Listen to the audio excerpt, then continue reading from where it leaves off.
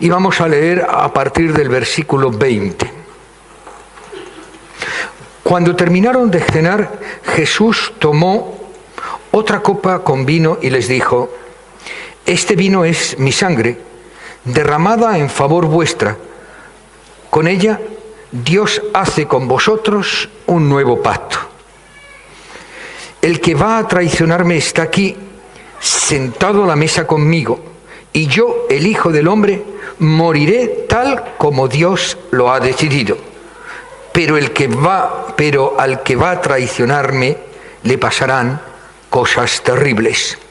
Los discípulos empezaron a preguntarse quién de ellos se atrevería a entregar a Jesús. Luego, los discípulos empezaron a discutir entre sí sobre quién de ellos era más importante. Entonces Jesús les dijo: en este mundo, los reyes de los países gobiernan a sus pueblos y no los dejan hacer nada sin su permiso. Además, los jefes que gobiernan dicen a la gente: nosotros somos sus amigos y lo hacemos por vuestro bien. Pero ustedes no deben ser como ellos. El más importante entre vosotros debe ser como el menos importante, y el jefe debe de servir a los demás. Pensad en esto: ¿quién es más importante, el que se sienta a la mesa o el que sirve la comida? ¿No es cierto que se considera más importante aquel que está sentado en la mesa? Mas, sin embargo, mirad, yo, el Maestro, os he servido la comida a vosotros. Vosotros me habéis acompañado en tiempos difíciles. Por eso yo os haré reyes, así como mi Padre me hizo a mí. Después Jesús le dijo a Pedro: Pedro, escúchame bien. Satanás ha pedido permiso a Dios para ponerte a prueba, en pruebas difíciles, a todos vosotros. Y Dios le ha dado ese permiso. Yo le he pedido a Dios que te ayude y que te mantenga firme. Por un tiempo vas a dejarme solo, pero después cambiarás. Y cuando pase eso, ayudarás a tus hermanos para que siempre se mantengan fieles. A mí me gustaría que tuviéramos en nuestra mente y en nuestros corazones estas palabras que nos reflejan el panorama de los últimos momentos de Jesús con sus discípulos. En ese tiempo que va desde el comienzo de la última cena hasta su salida para el Monte de los Olivos, vemos unos aspectos que son importantes.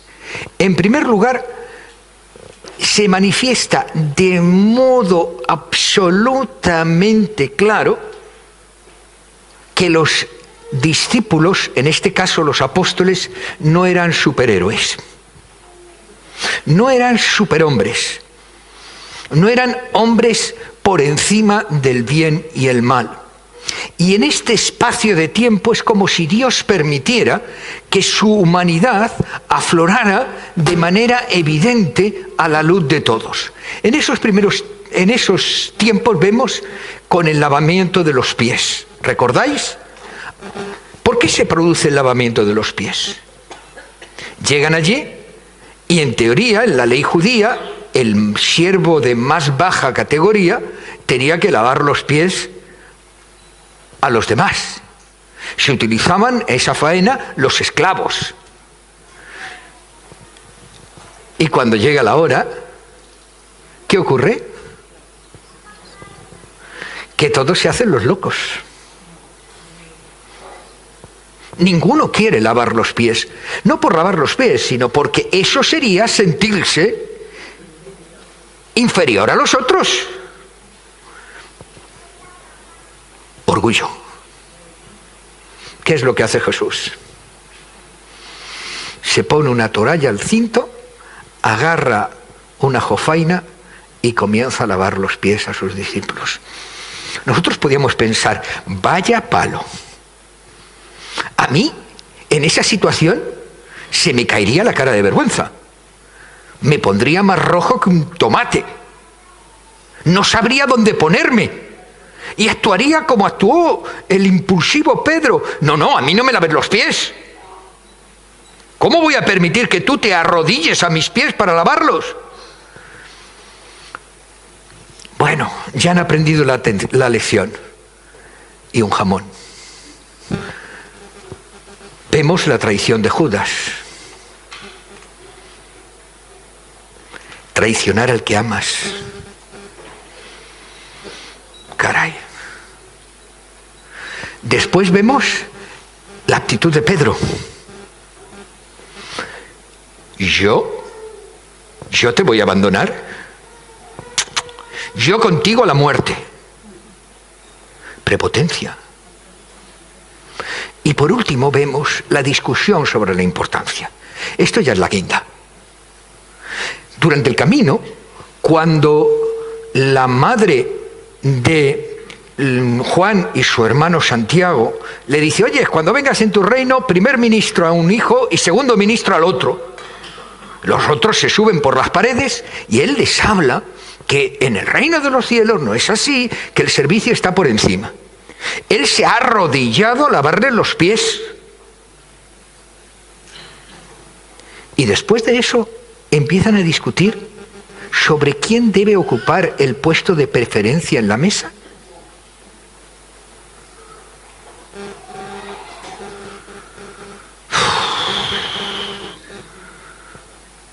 Las lecciones más importantes y más difíciles de aprender son aquellas que nosotros hemos creído haber aprendido. Y en esta mañana, con la ayuda del Señor, y espero que brevemente, me gustaría centrarme en el hecho de este último.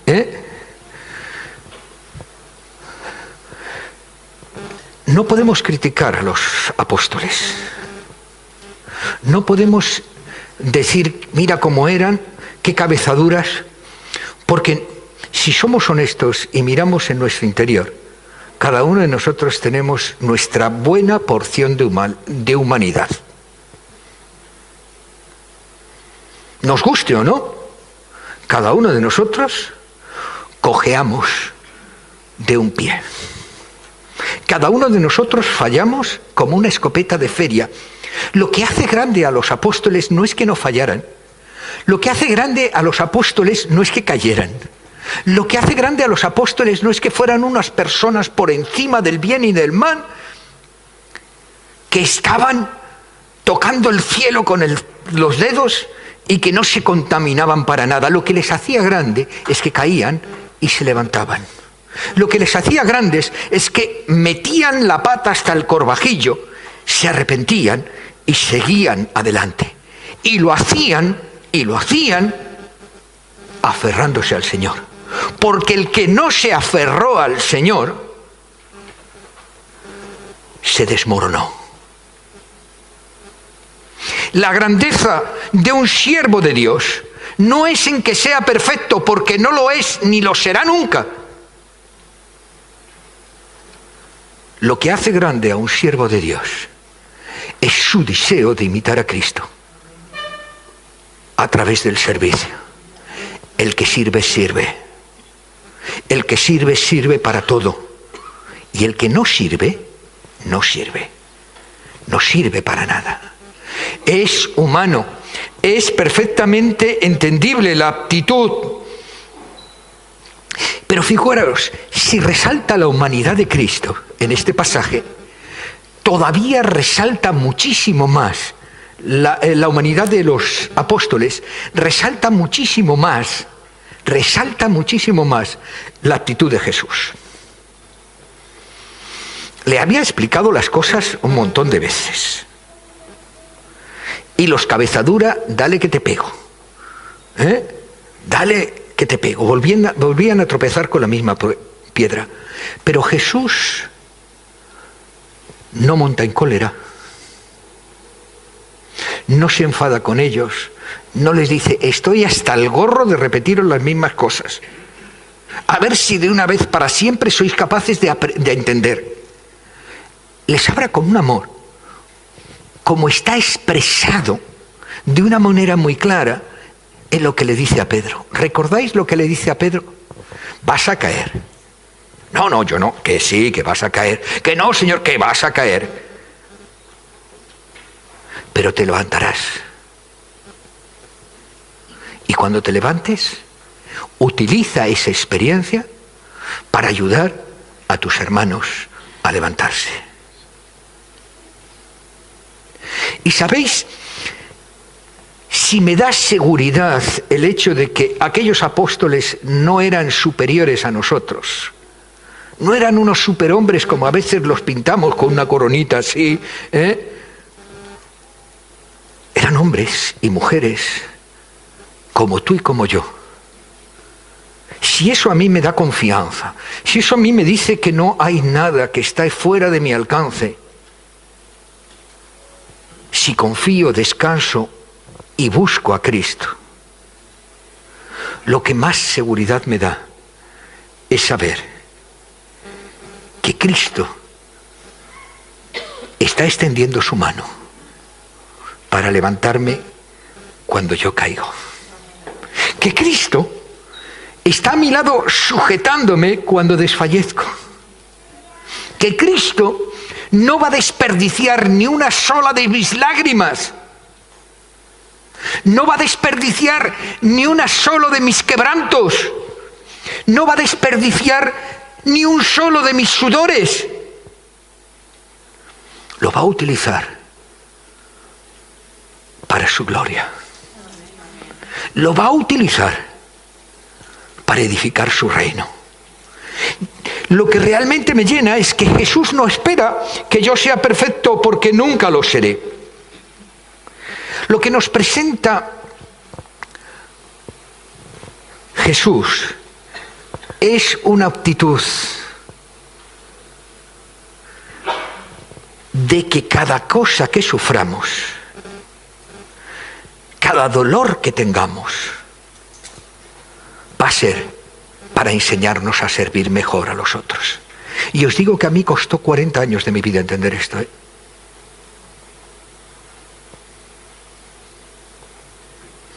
No sabéis las broncas que yo tenía con Dios, y sabéis por qué. Yo no entendía, porque Dios había permitido que yo creciera huérfano. Pero Él me enseñó que ese dolor, que Él no quería, que Él permitió, pero no quería, ha servido para que pueda entender mejor a las personas, para que pueda amarlas. Me vas a negar, vas a llorar amargamente, pero el resultado de todo esto es que estarás más capacitado para ayudar a tus hermanos. Os quiero decir que el panorama... Ay, perdón.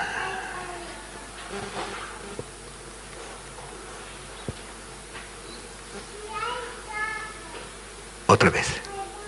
Nos equivocamos con demasiada frecuencia. Con demasiada frecuencia nos vemos a nosotros mismos cometiendo los mismos errores, incluso en aquellos que creíamos haberlos superado. Lo que nunca debemos hacer es negar nuestra humanidad. Pensar que estamos por encima de esas cosas, que a nosotros eso no nos pasa, que nosotros somos tan espirituales, tan buenos, que tocamos el cielo. Nunca. Por tanto, porque Dios va a utilizar mis caídas para que yo aprenda.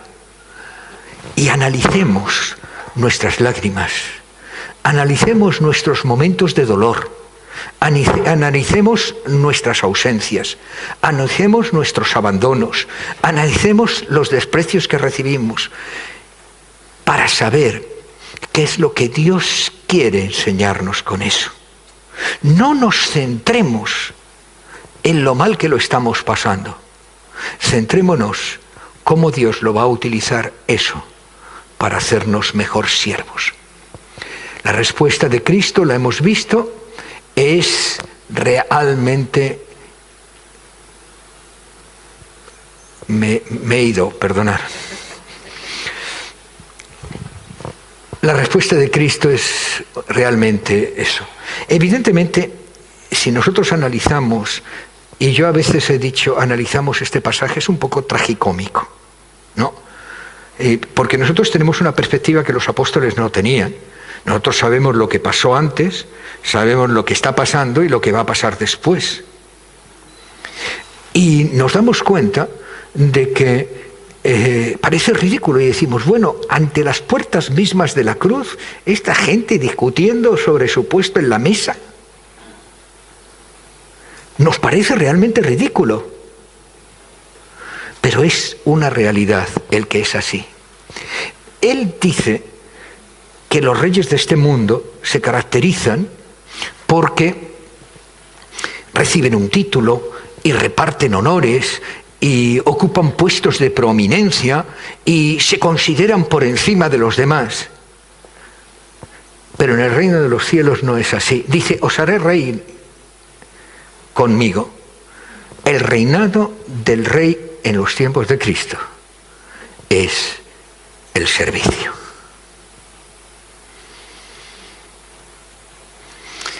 Y cuanto más sirvas, más oportunidades de servicio te dará el Señor. Y cuanto menos sirvas, menos oportunidades tendrás del Señor. Pero es lo que el mundo necesita.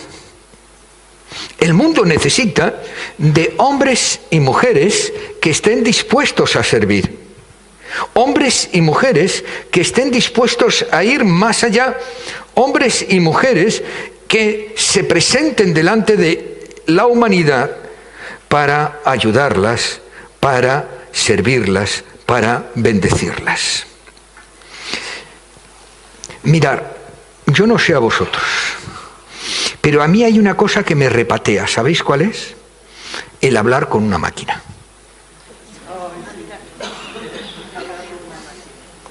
Es que me lleva el diablo. El otro día, pom pom, que no me funciona el mando. No le entiendo. Que no me funciona el mando. Repítalo otra vez.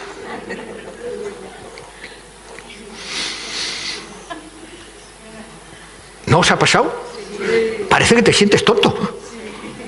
Lo he dicho muy claro. Oiga, mire usted, tengo un problema. El mando no me funciona. Bien. Llamo, al final, le paso con una operadora. Gloria a Dios. Gloria a Dios. Vaya usted a la tienda de Imagenio en la calle Marqués de Campo y recoja su mando. Yo voy a la tienda de Imagenio, al día siguiente, a las 10 de la mañana, pone que abre, allí estoy yo. Bueno, no, son las 10, no ha abierto, me voy a tomar un café. Vuelvo a las 10:30 y ni flowers. Me voy a las 11:30 y ni flowers. Y total, pregunto a un lado, ¿y estos cuándo abren? Dicen, no sé, desde el viernes no han abierto. Y era el martes. ¿Eh? Vuelvo a llamar, diga el problema que tiene, qué tal, qué cual. A ver cómo le explicas, oiga, que voy donde me ha dicho y no hay nadie. Al final le paso con una operadora. Bueno, ya está bien. Mire usted que no está... Ay, bueno, ¿y qué quiere que haga? Yo, ¿cómo que quiere que haga? Dígame qué tengo que hacer yo. Mire usted, se tiene que ir a Ondara, al centro comercial, y allí lo puede recoger. Oiga, y tengo que ir a Ondara, tengo que perder el tiempo y tal. Oiga, usted es una empresa de servicios. Si no están dando el servicio que han dicho, la culpa no es mía. Ahora yo tengo que coger mi coche, ir a Ondara, tal, recoger. Ah, no, si quiere se lo mandamos a casa. Pues mándemelo a casa, 8 euros.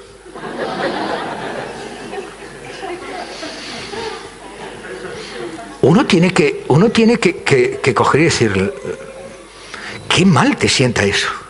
Ahora hay otra cosa que me sienta peor. Cuando vas a un sitio y te atiende esa persona súper dulzona, empalagosa, ¿no os parece? Que sabes que es más falso que un duro de plástico y que su único objetivo es venderte la moto. ¿No os ha pasado? A mí es que eso... El otro día en la estación del servicio, esto, yo no necesito tanta cortesía, yo necesito que me atiendan en condiciones, y si no les sale, no les sale. Y por el contrario, qué agradable es llegar a un sitio donde la persona te escucha, donde la persona te atiende, donde ves que no tiene prisa, donde trata de solucionarte el problema. Oiga, mire, no lo entiendo, ¿me lo puede explicar? Bien, vale, de acuerdo. Y al final te encuentras con algunas que te dicen, mire, señor, lo que usted necesita, yo le recomendaría que fuera a aquella tienda de la competencia. Eso también pasa. Muy pocas veces, pero pasa. ¿Qué diferencia? ¿Cómo te sientes cuando esa persona ha invertido tiempo en escucharte, en atenderte, y se esfuerza por darte una solución?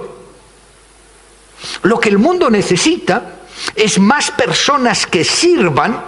Lo que el mundo necesita es más personas que se interesen por los demás. Lo que el mundo necesita es más personas que busquen el ayudar a otros, aunque sea a costa de su incomodidad. Lo que el mundo necesita son personas que estén dispuestas a salir de su área de confort para servir a los demás. Por esa razón, Cristo dice lo que dice. El que está dispuesto a servir está en el centro del corazón y de la voluntad de Dios. Sino el que sea mayor entre vosotros, sea el que sirve.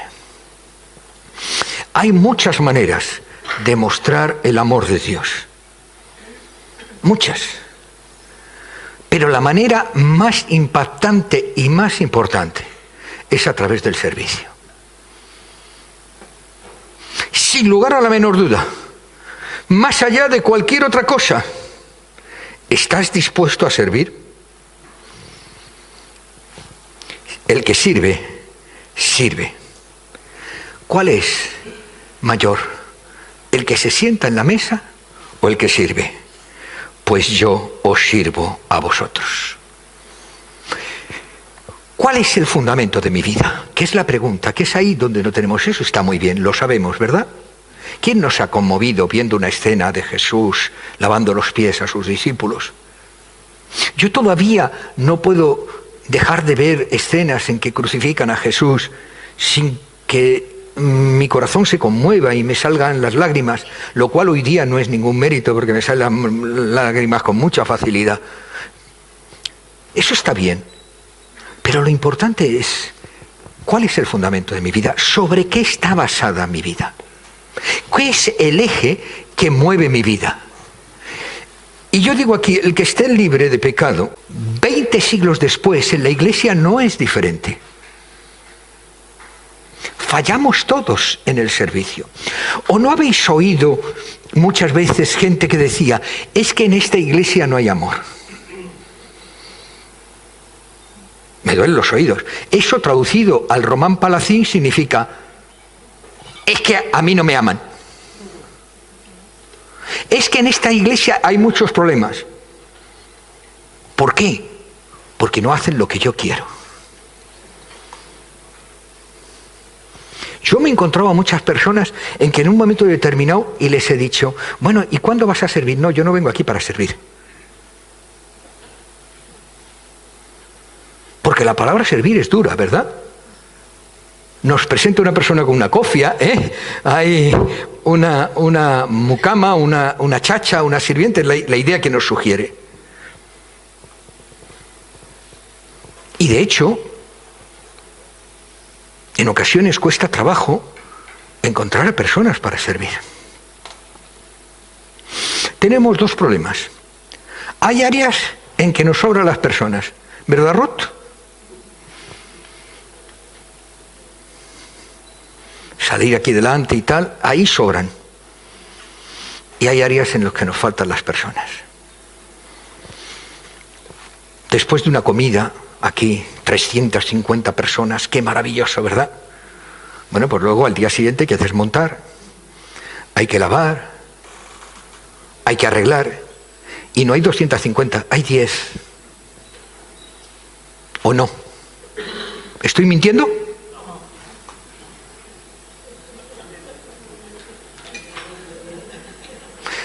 A comer 300, a limpiar 10. Y lo que a mí me enorgullece es que esos 10 lo hacen sin rechistar y contento.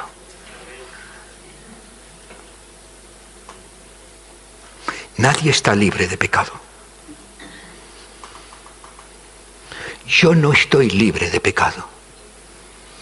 Os cuento un secreto. El viernes no había gente para clasificar los alimentos. Y yo no podía estar en casa comiendo. Yo sabía lo que es el tremendo trabajo que tenían que hacer. Y me agarré y me fui a ayudarles. Me costó trabajo, ¿eh? Estaba en casa a la mar de a gusto. Y no soy mejor. No estoy diciendo, mirar qué bueno es. No hagáis énfasis de que fui. Haz énfasis que me costó trabajo. Y que tuve que vencer mi yo. Porque mi yo me pedía estar en mi lugar de confortabilidad.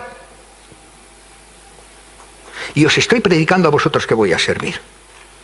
O que hay que servir. Nadie es mejor que nadie. A todos nos cuesta. Todos caemos. Todos fallamos.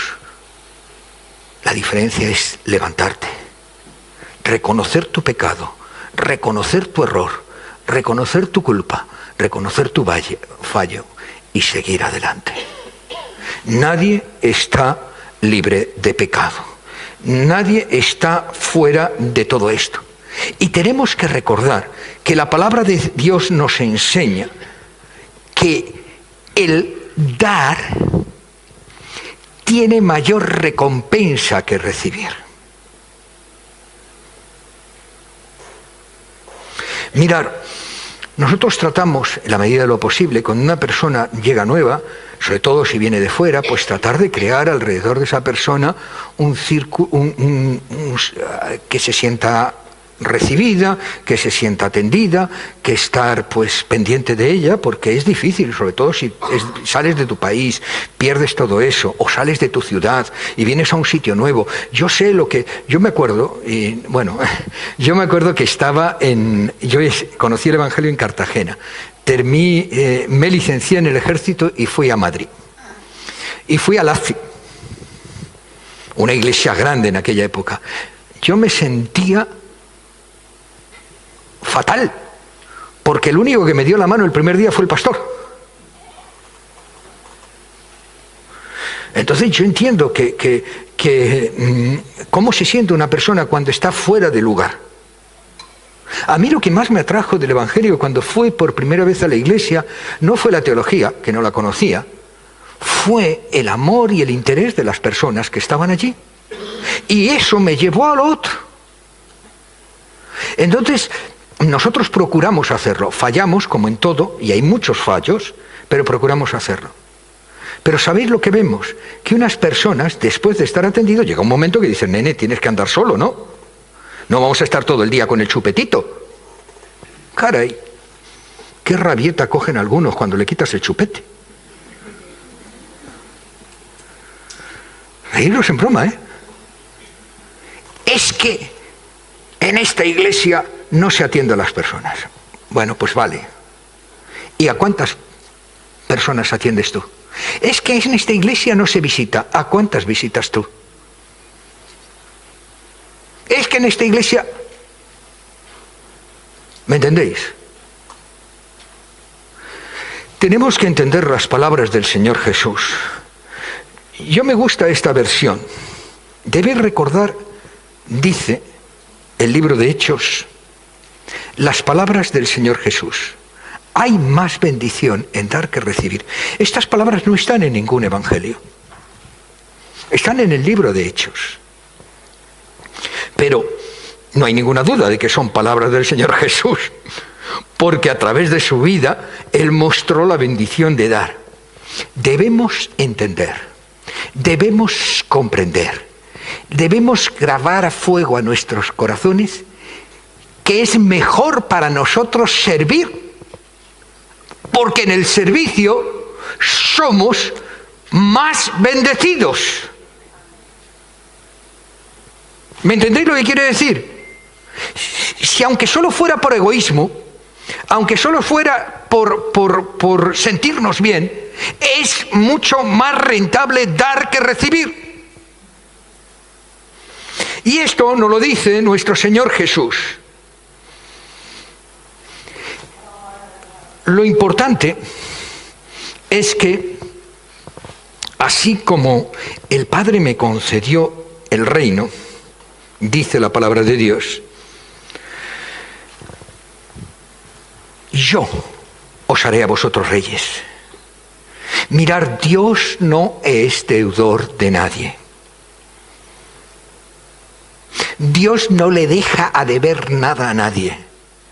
Y cuando Él me promete que es más bienaventurado dar que recibir, no solamente me está diciendo que voy a ser bendecido ya en el mismo acto de dar, sino que estando a su lado en el dar, el Señor tiene preparado un lugar para mí en el cielo. Mirar, a veces yo me enfado muchísimo ver a las personas discutiendo por hechos teológicos. Venid benditos de mi Padre a mí, porque tenéis sana doctrina. Venid benditos de mi Padre a mí, porque vuestra teología era equilibrada.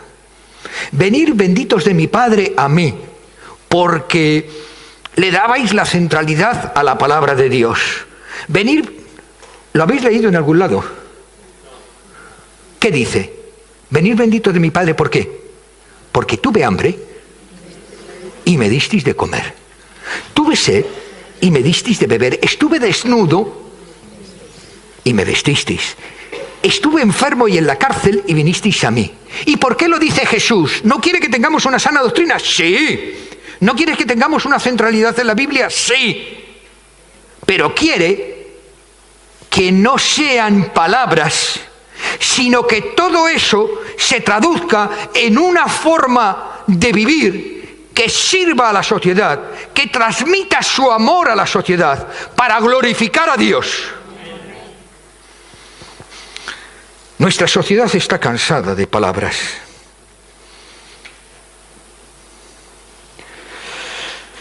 Jesús acabó sus advertencias prometiendo a sus discípulos que los que habían estado con él en la lucha estarían en el reino de Dios, porque Dios no es deudor de nadie. Los que compartan la cruz de Cristo compartirán la corona de Cristo. Y quien no, no. El que sirve, sirve. Y el que no sirve, no sirve.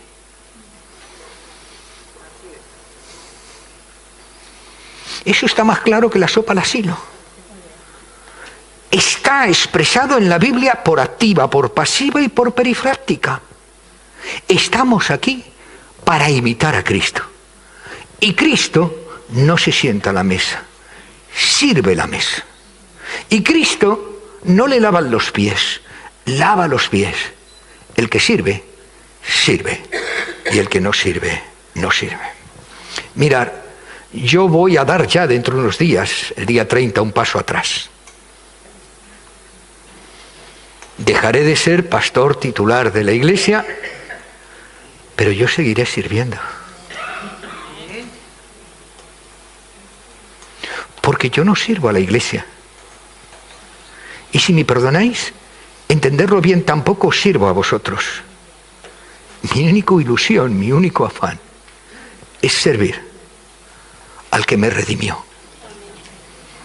Es servir al que me levantó. Es servir al que me ha salvado. Y le sirvo a Él, sirviéndoos a vosotros. no importa el lugar.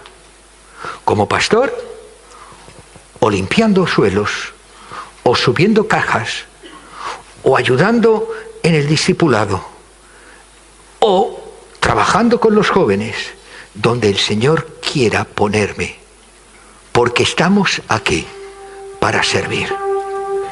Empezamos un nuevo curso, necesitamos gente en todos los sentidos. Necesitamos gente para trabajar con los jóvenes, necesitamos gente en las barcas, necesitamos gente en el comedor social. Así que podéis ir a cada uno de los que están al frente de estas áreas y decir: yo quiero servir.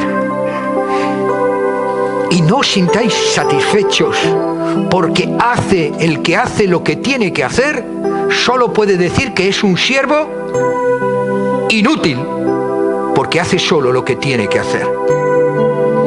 Podríamos sentirnos orgullosos cuando llegáramos a la estatura de Cristo.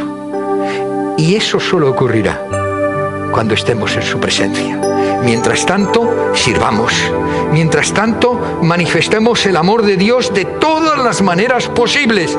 Mientras tanto,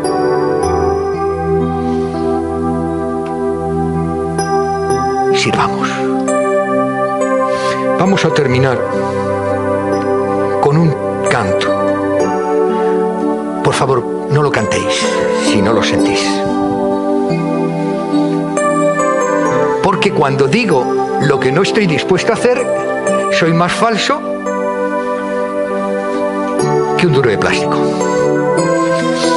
Y si a terminar este culto el Señor te ha hablado de alguna manera, si al terminar sientes el deseo de servir en cualquiera de las áreas de la iglesia, yo te pido que pases a ese lugar. Vamos a orar, vamos a bendecir a Dios juntos, vamos con los que están allí a tomar nota para conseguir levantar un pueblo en esta ciudad que realmente sirva cada día más, transmita el amor de Dios de todas las maneras posibles. Amén.